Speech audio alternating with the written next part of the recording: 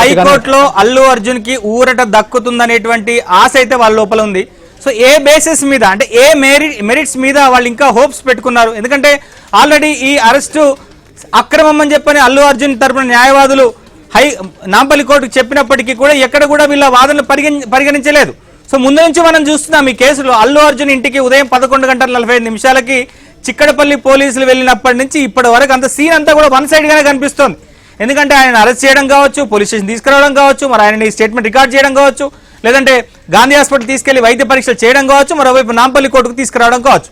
అంటే ఒక కాన్ఫిడెంట్ గా పోలీసులు ఉన్నారు. ఖచ్చితంగా తాము పెట్టినటువంటి నేరాభియోగం కావచ్చు, సెక్షన్లు కావచ్చు, ఖచ్చితంగా కోర్టులు న్యాయస్థానాలన్నీ కూడా తమ వాదనని అంగీకరిస్తాయి, ఖచ్చితంగా అల్లు అర్జున్ కి శిక్ష వేస్తాయనేటువంటి కాన్ఫిడెన్స్ తో ఉన్నారు. కానీ అల్లు అర్జున్ మాత్రం ఇప్పటికీ ఒకసారి క్వాష్ పిటిషన్ వేసుకున్నారు, అక్కడ హైకోర్టు నుంచి తిరస్కరించబడింది.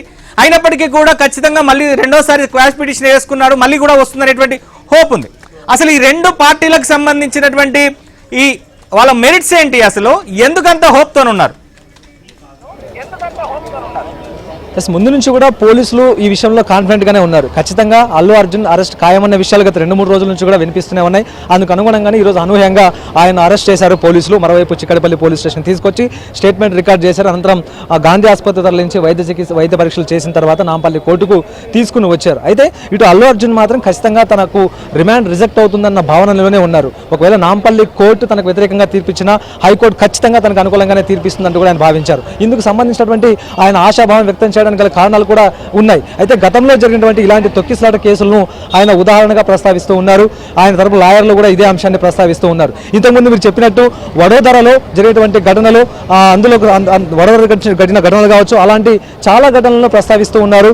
అయితే తొక్కిసలాటకు తమకు సంబంధం లేదనేటువంటి భావనను వీరంతా కూడా వ్యక్తపరుస్తూ ఉన్నారు. అయితే తాము వెళ్ళాము, అక్కడికి వెళ్ళిన తర్వాత తొక్కిసలాట చోటు చేసుకుంది, అందులో ప్రత్యక్షంగా తమ పాత్ర ఏమీ లేదన్నటువంటి భావనను అల్లు అర్జున్ వ్యక్తం చేస్తూ ఉన్నారు. అల్లు అర్జున్ తరపున కుటుంబ సభ్యులు కూడా ఇదే తర్వాత భావనను వ్యక్తం చేస్తూ ఉన్నారు. సో గతంలో ఉన్నటువంటి కేసులు ఏవైతే ఉన్నాయో ఈ కేసుల్లో బాధ్యులైన వారికి ఊరట లభించింది కాబట్టి ఖచ్చితంగా ఇందులో కూడా తనకు ఊరట లభిస్తుందన్న భావనలోనే అల్లు అర్జున్ ఉన్నారు. ఒకవేళ నాంపల్లి కోర్టులో తనకు వ్యతిరేకంగా వచ్చినప్పటికీ కూడా ఖచ్చితంగా హైకోర్టు ఈ అంశాలను పరిగణలోకి తీసుకుంటుంది అన్న ఆశాభావం అయితే వ్యక్తం చేస్తూ ఉన్నారు.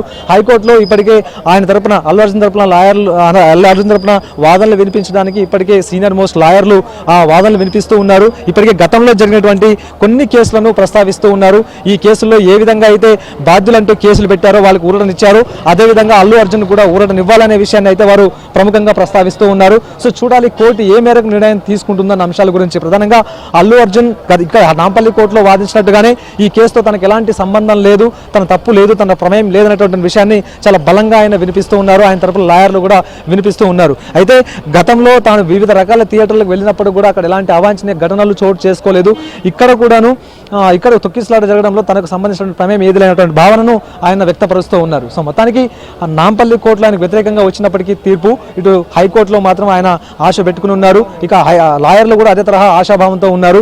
ఇప్పుడు బరికాసేపట్లోనే ఈ వాదనలు కూడా పూర్తవుతాయి కాబట్టి కోర్టు తీసుకున్నటువంటి నిర్ణయం మీదే ఇప్పుడు అల్లు అర్జున్కు సంబంధించినటువంటి జైలా లేకపోతే బెయిలా అనేటువంటి అంశం కొలిక్కొచ్చే